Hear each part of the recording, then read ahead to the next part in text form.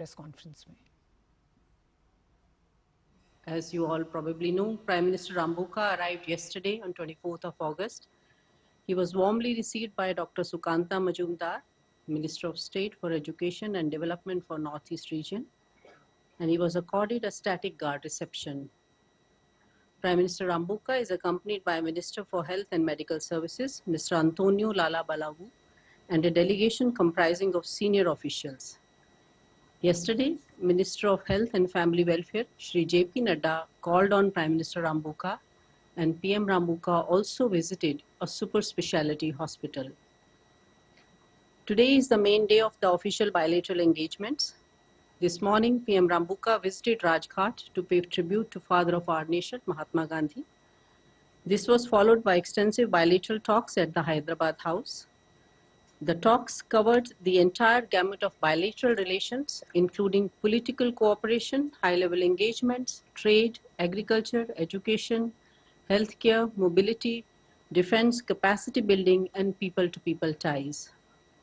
The two leaders also shared the perspective on regional and global issues, including on multilateral cooperation.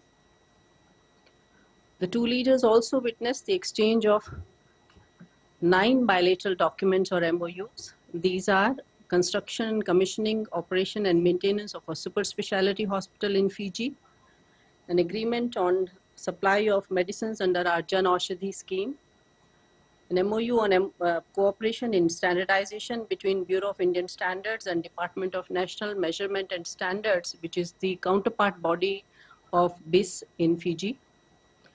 Another MOU was on the cooperation in the field of human capacity, skilling and upskilling between National Institute of Electronics and Information Technology of India and Pacific Polytechnic of Fiji, on Indian grant assistance for implementation of quick impact projects.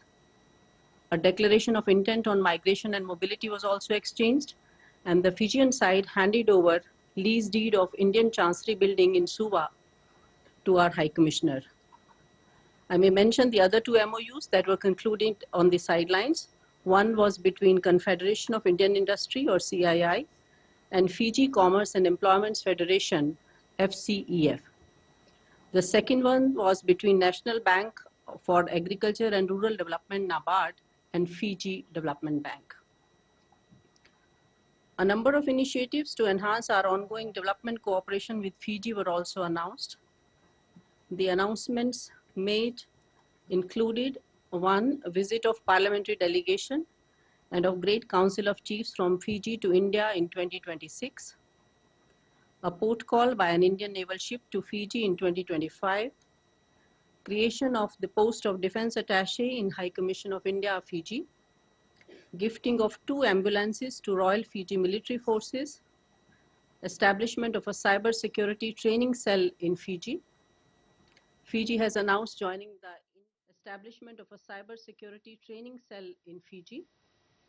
Fiji has announced joining the Indo-Pacific Oceans Initiative of India. We also announced supply of mobile soil testing laboratories to Ministry of Sugar Industry and Multi-Ethnic Affairs of Fiji.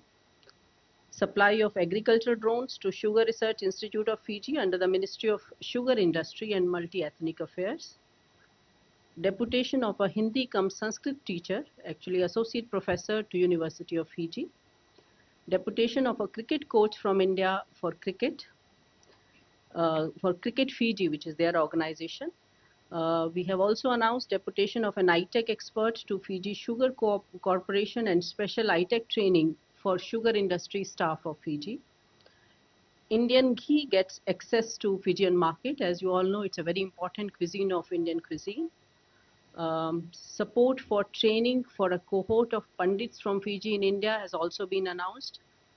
We shall be also having a second Jaipur foot camp in Fiji and a specialized medical treatment in Indian hospitals under the Heal in India program for such a number of Fijians.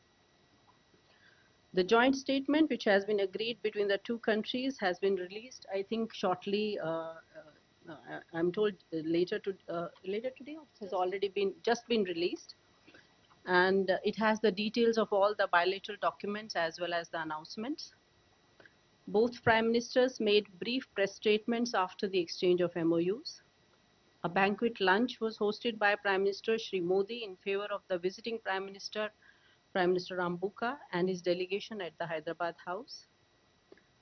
As regards the other elements of the program, today PM Rabuka will also call on Honorable Rashtrapati Ji at the Rashtrapati Bhavan. Tomorrow, on 26th of August, PM Rabuka will visit the UIDAI headquarters, the National Defence College, and a Jan Aushadhi Kendra.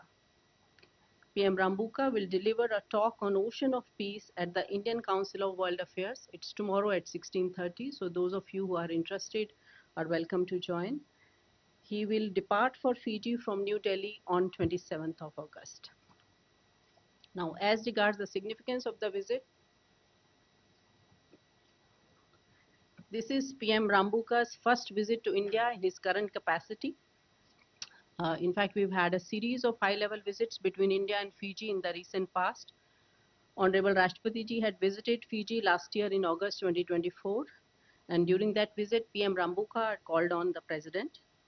PM Modi met PM Rabuka in May 2023 on the sidelines of the third FIPIC summit in Port Moresby, and several ministerial visits have also taken place from both sides.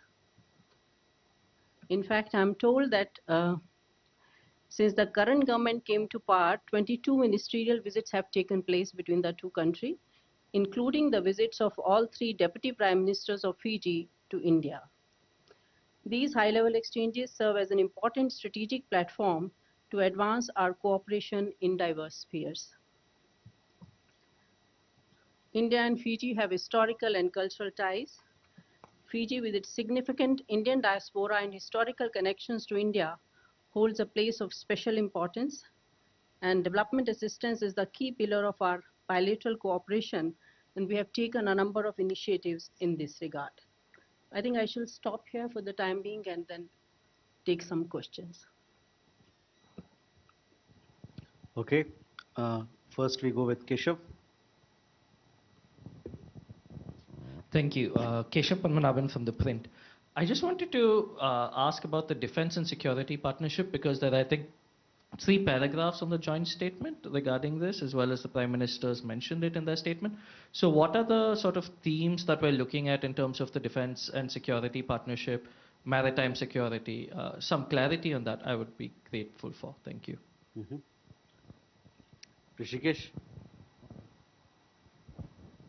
Rishikesh from PTI. So, Fiji Prime Minister has openly opposed China's military bases in this Pacific region, and today PM Modi has announced that India has prepared action plan in strengthening defense and security.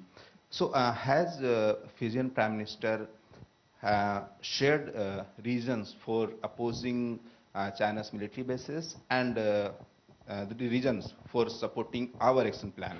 Yes. You have a question there? Yeah. Hi, this is Parul Chandra. I'm an independent journalist. My question is, what strategic role does India see Fiji playing within the larger framework of the Indo-Pacific, especially given China's growing footprints in the Indo-Pacific region?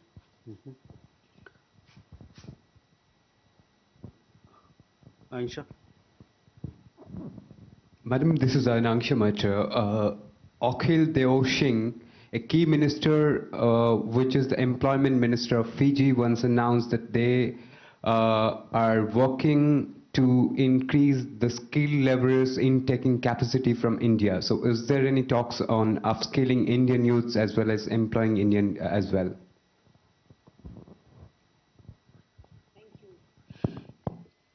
Thank you for your questions. Let me begin with defense and security.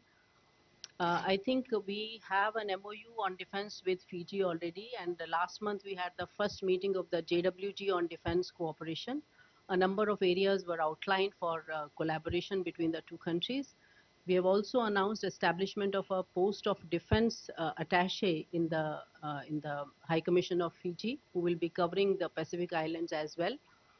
As of now, I think our defense and security collaboration is focused on enhancing the maritime capabilities of Fiji by providing capacity building and training There have been some requests of the equipment also, so we are looking at that also. Overall, in the Indo-Pacific region, Fiji is a valued partner in the Indo-Pacific. In fact, you may recall that Prime Minister Modi had visited Fiji within 6 months of his taking over in 2014. And that is when we had launched the Forum for India and Pacific Island Cooperation, FIPIC as we call it, during his visit. Fiji is a kind of a regional hub in the Pacific. It provides important air and shipping links to the other countries in the region and plays an important role in the regional body which is called Pacific Island Forum, also in the other regional bodies and institutions of the Pacific. Currently, they are chairing the Melanesian Spearhead Group, which is a sub-regional organization, MSG, comprising of 4 countries. It also hosts the headquarters of Pacific Island Forum and the prestigious University of Pacific, which is University of South Pacific. In fact, many of our projects, which are aimed at social and development progress of the entire Pacific region, are also located in Fiji. For instance, SCORI, which is the Sustainable Coastal and Ocean Research Institute, which we set up in 2024, and also the IT Center, they are in Suva. In fact, the super specialty hospital that we announced today, which is being constructed in Suva and will be also operated by India, is also expected to cater to the entire Pacific region. So together, India and Fiji are committed to advancing our shared vision of peace, prosperity, and sustainable development in the region. Fiji has also joined many of our global initiatives. In fact, it's a member of GBA, it's a member of also ISA. It has also a member of Coalition for Disaster Resilience Infrastructure. In fact, that's a very important part of our collaboration because disaster relief and climate change are 2 issues which are very, very dear to all the Pacific Island states. And during this visit, Fiji has also announced joining IPOI, that is Indo-Pacific Ocean Initiative. So in a number of areas, I think together we are collaborating in order to have a free, open, inclusive, and sustainable Pacific Ocean. Regarding the PM action points, I think PM has announced today, and we are also, in fact, looking at enhancing our collaboration both bilaterally as well as in the regional forum, that is Forum for Indo-Pacific, Forum for India, for India, Forum for India Pacific Island Cooperation. And we have had several meetings. In fact, we also organized a conference on sustainable development in the recent past. And we have been having meetings even on the sidelines. In fact, even in UNGA on the sidelines, we have been meeting 6 countries.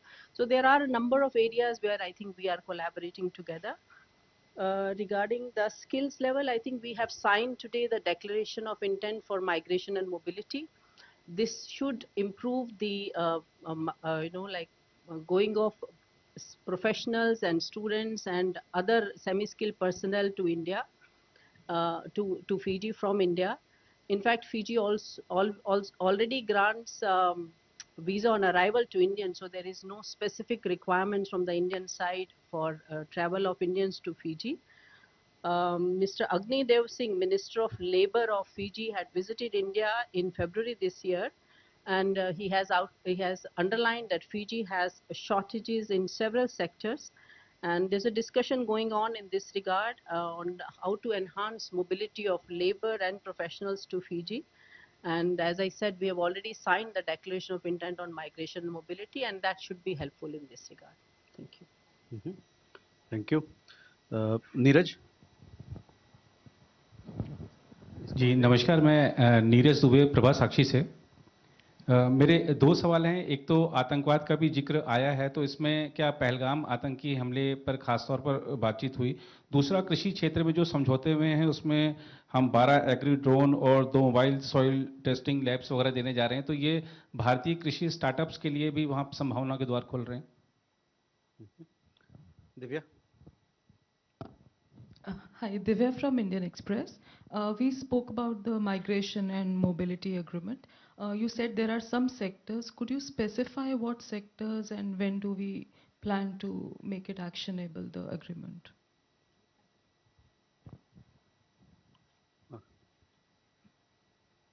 Ma'am? I'll take these two first. Yes, certainly, as you said, let me start with the second question first. Some sectors where we see enormous possibilities. I would list out, I think, at least three, four. One, of course, agriculture. Second, fisheries. Third, construction. And fourth, tourism. I'll elaborate. I think in the area of agriculture, if you notice in Fiji, where people from India had gone as indentured labor for sugar plantations, now their sugar industry is going down. In fact, it's happening in many small island developing states that the agriculture sector is not very prominent anymore, whereas people had gone there as indentured labor for sugarcane plantations, for cocoa plantations, etc. But over the years, tourism has evolved so much that the entire focus is on tourism. In some island countries, you have oil and gas like Trinidad and Tobago, so they are more focused on that. So there is a over dependence on tourism. So that is why the other sectors of the economy have not developed very well. So that is the reason, in fact, and this has happened also post-COVID when tourism took a big hit, that many of these countries are trying to diversify their economies and are looking for skilled labor and skilled professionals from abroad.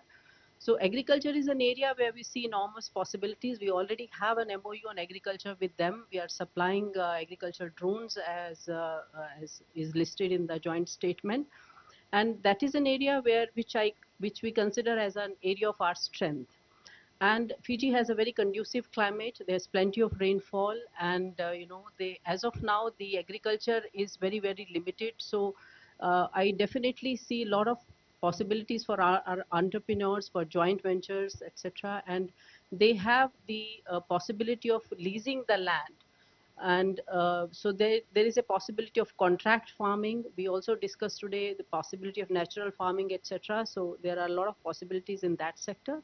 Second, I think today Prime Minister shared that there's a lot of construction that they are expecting would happen. They are planning to have a new airport. They are planning to have another port. They are also planning to construct, tourism-related infrastructure. Like there are no hotels, not enough hotels in that country. So that is another area where we see a lot of possibility. Tourism-related infrastructure also has possibilities because it's a country which has nearly 9,28,000 people, but it receives over 1 million tourists per annum. It's more than their population. Majority of the tourists are from Australia and also New Zealand and USA, but there's not much tourist traffic from India to Fiji. So there's a possibility of, say, wedding destination, Fiji's development as a wedding destination, Fiji's development as a destination for our Bollywood. So there are a lot of possibility in the tourism sector.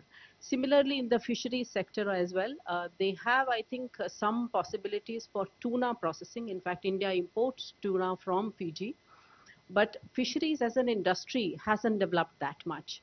So, and we are again, I think we are really a big power in fisheries nowadays. We are the largest in the shrimp production. We are also venturing into pearl farming, I think, which is a very promising area for the South Sea countries, because South Sea pearls, as we know, are world famous. They do some pearl farming, but on a very small scale. So in the pearl farming sector, in the fisheries sector also, they have a lot of corals, but I think they kind of export raw corals and there's no coral jewelry, etc. So those are the allied kind of sectors where there's a lot of possibility. So these are the areas, I think, where we see a lot of enormous possibilities.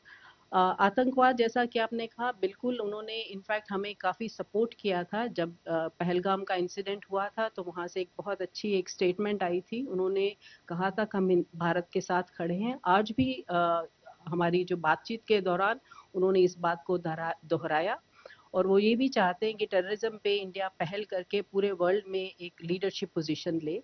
तो इस पे terrorism के issues पे हम दोनों countries में काफ़ी आपस में एक अंडरस्टैंडिंग है, और वो हमें इन मुद्दों पे काफ़ी सपोर्ट करते हैं.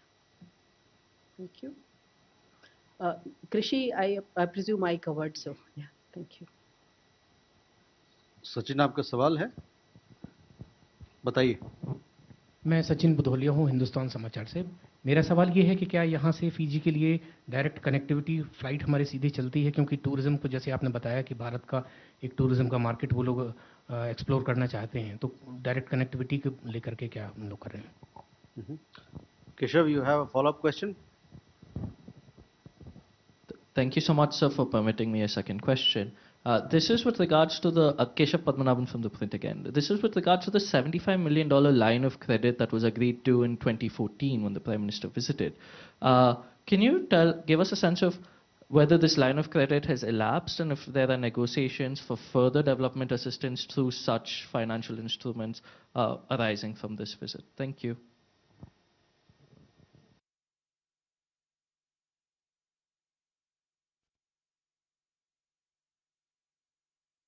In fact, when I recently visited Fiji, many of these business people had mentioned, challenges of shipping links and connectivity between our two countries.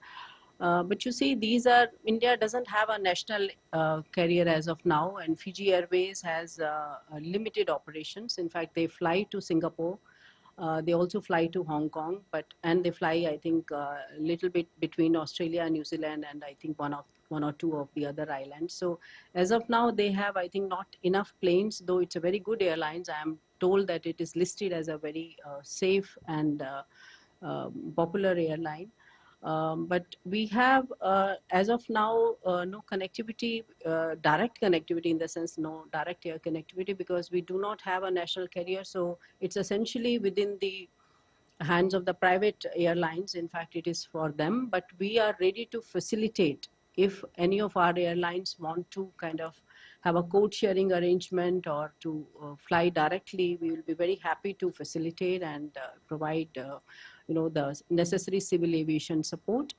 The other thing I would like to add that its connectivity is more than physical when it comes to Fiji. There's a lot of connections in the historical and cultural and linguistic field.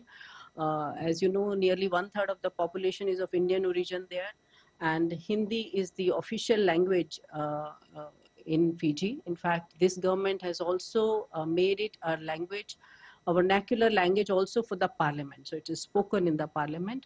We also have a cultural center there, which teaches Indian languages as well as the Indian music and dance, etc. We have enormous religious connections. In fact, they had come for the Ayodhya kind of that ceremony which took place for the Ramlala Mandir. As well as I think we have a lot of kind of connections between the two communities. In fact, they celebrate Girmit Day every day on the 15th of Day. They celebrate Yoga Day, etc. So there are more than I think physical connectivity connections. Those are other connectivity connections. And now also is an era of digital connectivity. So there are, I think I would look at connectivity in so many other ways as well. विदेश मंत्रालय